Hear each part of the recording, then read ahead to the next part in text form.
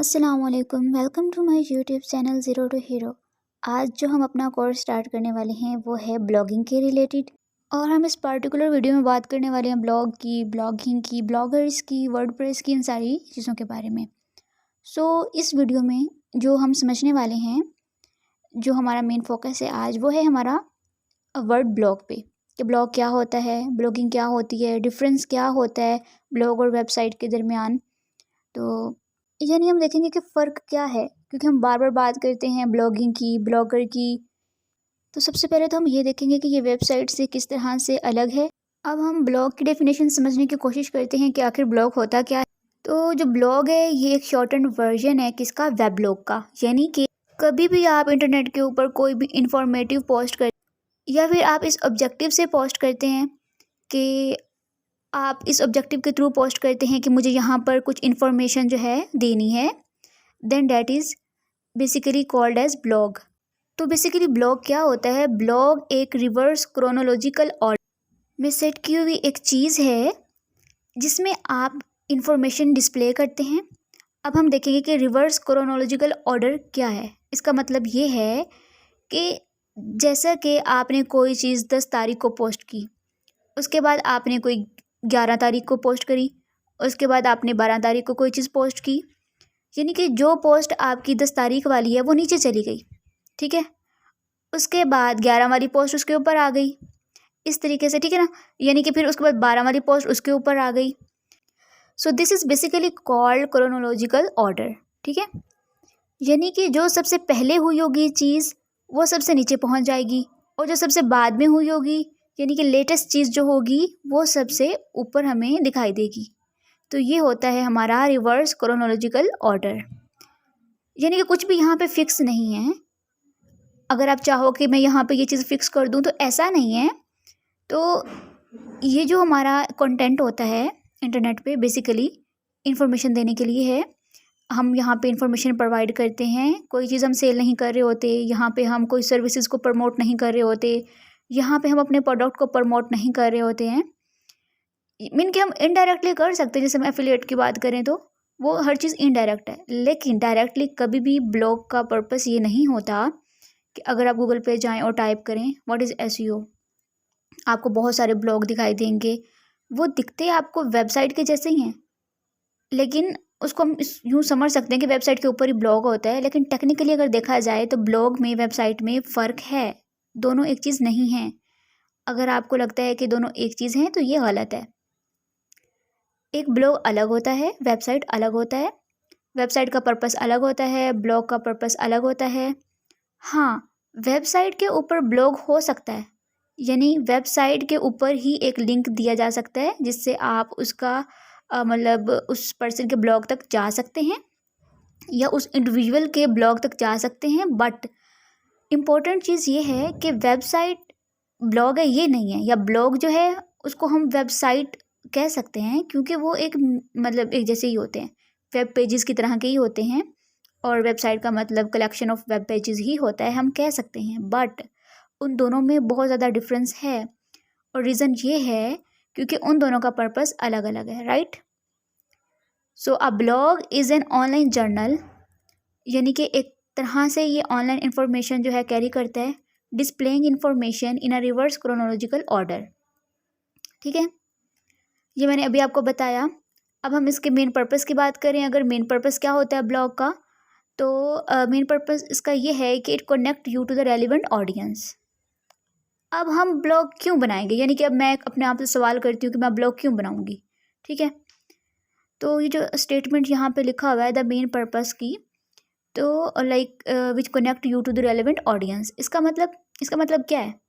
इसका मतलब ये है, सपोज मैंने ब्लॉग बनाया है डिजिटल मार्केटिंग के ऊपर और मैं यहाँ पर कंटेंट लिख रहा हूँ व्हाट इज़ एसईओ, ठीक है।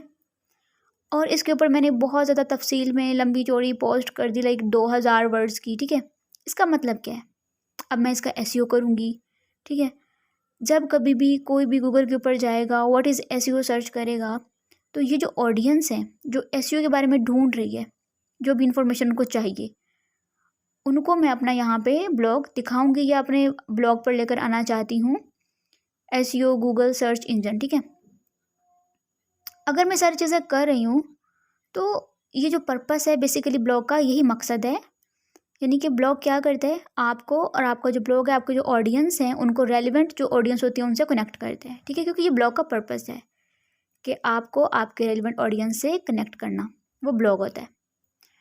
अगर मैं यहाँ पर व्हाट इज़ एसईओ पर ब्लॉग लिख रही हूँ तो इसका मतलब ये है, वो लोग जो एसईओ में इंटरेस्ट रखते हैं उनको मैं गैदर करना चाहती हूँ, ठीक है, उनको अपने ब्लॉग के ऊपर लाना चाहती हूँ, ठीक है। This is basically connecting yourself with your relevant audience using blog. The person who does all this is called as a blogger and process is called blogging, ठीक है। अब जो प्रोसेस है, ये सारी चीज़ें जो मतलब हम करेंगे प्रैक्टिकली आपको दिखाऊंगी, ठीक है। दिस इज़ कॉल्ड ब्लॉगिंग, और जो बंदा इस चीज़ को करता है वो ब्लॉगर होता है। अब मेन ब्लॉगिंग प्लेटफॉर्म्स कौन कौन से हैं, ठीक है। सबसे पहले तो हमारे पास ब्लॉग स्पॉट है, ये गूगल का है। अब ये गूगल का है तो मतलब इतना ज़्यादा कन्वीनियंट नहीं है, ये इतने ज़्यादा फीचर्स वगैरह इसमें नहीं है जितने हमारे पास वर्डप्रेस में होते हैं। तो वर्डप्रेस जो है सबसे ज़्यादा अल्टीमेट ब्लॉग मतलब प्लेटफॉर्म है। अगर आप भी अपना ब्लॉग स्टार्ट करना चाहते हैं तो मैं आपको बताऊंगी कि आप वर्डप्रेस को यूज़ करें, और आप वर्डप्रेस को यूज़ करके अपना ब्लॉग वहाँ पे स्टार्ट करें। अब ब्लॉग में एक और चीज़ आती है, वो होती है निश से रिलेटेड। अगर आप अपना ब्लॉग स्टार्ट करना चाहते हैं तो आपको कौन सी निश सेलेक्ट करनी चाहिए, ये सबसे इंपॉर्टेंट पॉइंट होता है ब्लॉग स्टार्ट करने का, इस पर आपको ध्यान देना है। अब जो हमारे पास यहाँ पे ब्लॉग स्पॉट है, ये मतलब इतना ज़्यादा पॉपुलर नहीं है। दूसरा हमारे पास वर्डप्रेस है, ये बहुत ज़्यादा तेज़ी से ग्रो कर रहा है। अब हम बात करेंगे कि जो ब्लॉगिंग है आज के दौर में इतनी ज़्यादा पॉपुलर क्यों है, और क्यों लोग ब्लॉगिंग के पीछे पागल हैं, या क्या बेनिफिट हमें मिल सकता है। सबसे पहली बात तो ये है कि ये जो है ना मेन स्ट्रीम सोर्स है इंफॉर्मेशन का। यानी कि आप कोई भी इंफॉर्मेशन है आज के टाइम में, अगर आप गूगल पे जाओ और सर्च करो, सबसे पहले जो है, जो सबसे पहले जो मतलब रैंक होगी या वेब पेजेस होंगे वो ब्लॉगिंग होंगे। Then through blogging companies keep clients and customers up to date.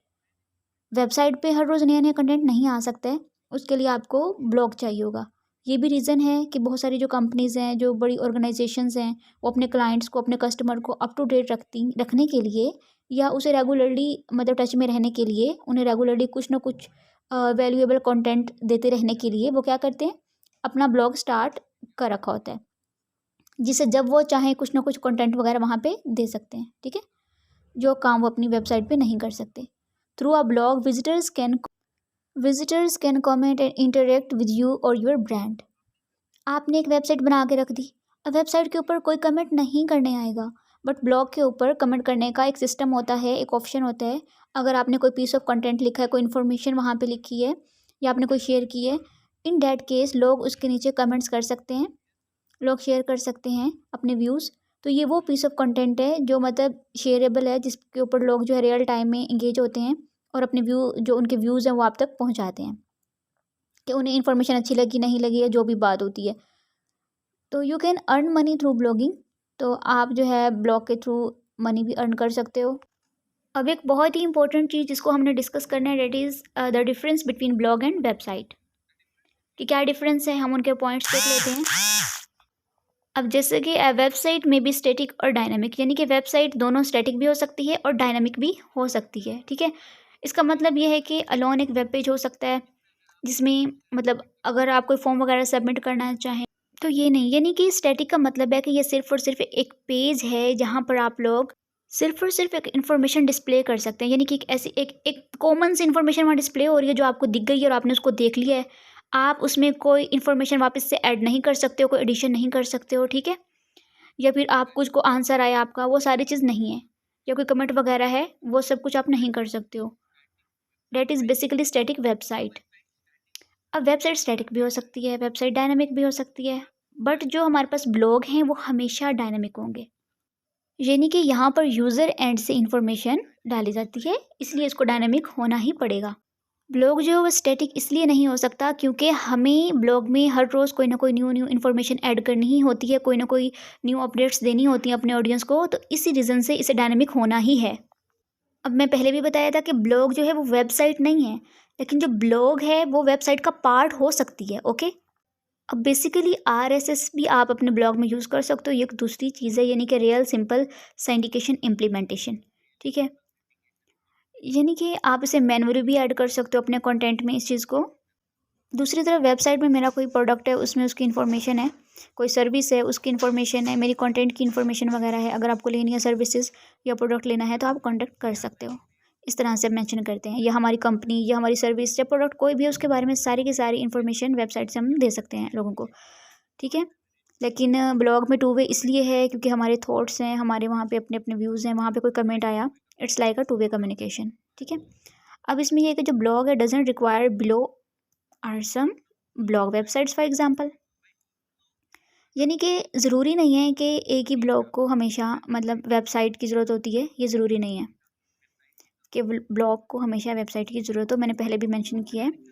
और जो वेबसाइट है वो क्या फॉलो करती है, वो एक हायरार्किकल ऑर्डर फॉलो करती है। उसका मतलब ये है कि यहाँ पे एक स्ट्रक्चर होता है वेबसाइट का, मतलब उसमें होम पेज होगा, उसमें अबाउट होगा, उसमें मतलब सर्विसेज होंगी, प्रोडक्ट्स होंगी, कंटेंट होंगे, ठीक है। एक उसका पूरा एक सीक्वेंस होता है, एक पैटर्न होता है, एक सिस्टम होता है। लेकिन ब्लॉग में कोई सिस्टम नहीं होता है, कोई सीक्वेंस नहीं होता है। यानी कि आपके जो ब्लॉग्स हैं, आपका जो कंटेंट है वो in the form of post होता है, ठीक है। और इसी तरह से मतलब ब्लॉग में ये होता है कि आपने अपना ब्लॉग बनाया, सपोज डिजिटल मार्केटिंग के ऊपर, इसमें कुछ कैटेगरीज आपने रखनी, सपोज 3 कैटेगरीज। एक कैटेगरी एसईओ की हो गई, एक फेसबुक एड्स की हो गई, एक उसमें गूगल एड्स की हो गई। अब एसईओ के अंदर क्या होगा, सपोज मतलब फेसबुक की भी पोस्ट करती हूँ मैं, उसके अंदर ब्लॉग की भी पोस्ट करती हूँ मैं, उसके अंदर एड्स की भी पोस्ट करती हूँ, गूगल एड्स की भी पोस्ट करती हूँ। तो इस तरह के जो ब्लॉग है उसका स्ट्रक्चर होता है। जो वेबसाइट है उसका जो कंटेंट होता है वो रेगुलरली नहीं आता है, वो अपडेट नहीं होता है। आपने वेबसाइट देखी होगी कि मतलब आप एक दिन गए, आप दूसरे दिन दोबारा गए, वहाँ पे आपको सेम वही कंटेंट मिलेगा। ऐसा नहीं है कि आपको नया कंटेंट मिले। आपको जो प्रोडक्ट है, आपको जो सर्विसेज हैं, वो बार बार थोड़ी ना अपडेट होंगे, वो नई नई चीज़ें वहाँ पे नहीं आएंगी। यानी कि एक बार मैंने अपने प्रोडक्ट के बारे में सारी इन्फॉर्मेशन वहाँ पे अपलोड कर दी, डेट्स, ठीक है। यानी कि एक बार मैंने अपनी सर्विसेज के बारे में सारी information they the, that's it. अब बार बार ऐसा नहीं हो सकता कि सुबह शाम मेरी सर्विसेज बदलती रहेंगी या मैं उसका जो कंटेंट है वो चेंज करती रहूँगी। ऐसा हरगिज़ नहीं होता है। तो वेबसाइट का कंटेंट कहने का मतलब ये है कि रेगुलरली जो है अप टू डेट नहीं होता है, ठीक है, या अपडेट नहीं होता है। अब दूसरी तरफ अगर हम ब्लॉग की बात करें तो ब्लॉग्स का जो कंटेंट है वो रेगुलरली अपडेट हो रहा होता है। अभी मैंने एसईओ के बारे में लिखा, थोड़ी देर बाद मैंने गूगल एड्स के बारे में लिख दिया, और कुछ देर के बाद मैंने एफबी मतलब एड्स के बारे में लिख दिया, या मैंने ऑन पेजेस के बारे में लिख दिया, या ऑफ पेजेस के बारे में लिख दिया। तो मैं कुछ और पॉइंट्स मेंशन करने लग गई हूँ। तो जो ब्लॉग का कंटेंट है वो रेगुलरली अप टू डेट होता है, अप टू डेट होता है। और वहीं पर वेबसाइट की बात करें तो वेबसाइट का कंटेंट रेगुलरली अपडेट नहीं होता है, ठीक है। हाँ, कोई लॉन्गर पीरियड के बाद हम इसको चेंज कर सकते हैं। सपोज़ अगर हमारी कोई सर्विसेज बदल रही हैं या हमारे कुछ प्रोडक्ट बदल रहे हैं तो वहाँ पर कुछ मतलब अपडेट हो सकती हैं चीज़ें। अगर हमारी कंटेंट की डिटेल बदल रही होती हैं तो वो भी एक लॉन्ग पीरियड के बाद, ठीक है। अगर मुझे डिज़ाइन बदलनी है तो वहाँ पे आप इसको कर सकते हो, बट रेगुलरली आप इसको नहीं कर सकते हैं कि हर 2 घंटे बाद या हर 2 दिन बाद कुछ ना कुछ नया होगा, ठीक है। तो यहाँ पर हम बात कर रहे हैं डिज़ाइन पोर्टफोलियो ऑफ वर्क की, ठीक है। ये सारी चीज़ें होती हैं, उसमें कोडिंग नॉलेज की ज़रूरत होती है अगर आप मतलब वर्डप्रेस पे अपना नहीं बना रहे हैं तो। और ब्लॉग में कमेंट सिस्टम वगैरह होता है। ये इसके कुछ डिफरेंसेस थे जो हमें स्टार्टिंग में ही पता होने चाहिए कि ब्लॉग अलग है और वेबसाइट अलग है। और बहुत सारी वेबसाइट्स मतलब अपनी वेबसाइट के ऊपर ट्रैफिक लाने के लिए ब्लॉग का सहारा लेती हैं, क्योंकि ब्लॉग से रेगुलरली कंटेंट पड़ेगा, उसमें रोज़ लोग देखेंगे उसको, ठीक है, सर्च करेंगे उसको जाके गूगल पे। तो अब आप चाहते हैं कि आप अपना कंटेंट जो है अपना लोगों तक पहुंचाएं, तो ट्रैफिक लाने की कोशिश करेंगे आप उसके ऊपर। फिर आपने लिखा व्हाट इज़ गूगल ऐड, इसको मैंने पब्लिश किया, वहाँ पे बड़ा सारा कंटेंट लिखा, अब उसको प्रमोट कर रही हूँ। तो हमारे पास हमेशा अपॉर्चुनिटी होती है कि नई नई पोस्ट, नया नया कंटेंट हम ऐड करते रहें वहाँ पे, ठीक है। क्योंकि हमारी कोशिश होती है कि हम उस कंटेंट को लेके नए नए लोगों तक पहुँचते रहें और उनको इन्फॉर्मेशन देते रहें। तो ये जो ऑप्शन है ये ब्लॉग में होता है। तो ब्लॉग को अगर हम वेबसाइट से जोड़ दें कि चांसेस हैं कि अगर हमारे ब्लॉग पर ट्रैफिक आ रहा है तो हमारे वेबसाइट पर भी ट्रैफिक आएगा, ठीक है। और अगर वेबसाइट को इनडायरेक्टली अपनी सर्विसेज को मतलब प्रमोट करने के लिए अगर ब्लॉग का सहारा ले रहे हैं तो गलत नहीं। तो ब्लॉग बहुत ही पावरफुल चीज़ है, इसको हम यूज़ कर सकते हैं। और अगर आप सिर्फ ओनली ब्लॉगिंग ही कर रहे हैं, ज़रूरी नहीं है कि आप उसको वेबसाइट से जोड़ें तो ही आप अर्निंग करेंगे। अगर आप सिर्फ और सिर्फ ब्लॉगिंग ही कर रहे हैं डायरेक्टली तो तब भी आप अर्निंग कर सकते हैं। बहुत सारे तरीक़ों से आप वहाँ से पैसे बना सकते हैं। तो ये जो हमारा था, ये ओवरऑल इंट्रोडक्शन था हमारा ब्लॉग का, कि होता क्या है और क्या डिफरेंसेस है और इसका मीनिंग क्या होता है। सबसे पहले ये समझना आप लोगों को बहुत ज़रूरी है। देन हम जो नेक्स्ट लेक्चर है उसमें हम बात करेंगे इसके नेक्स्ट पार्ट की। Thank you.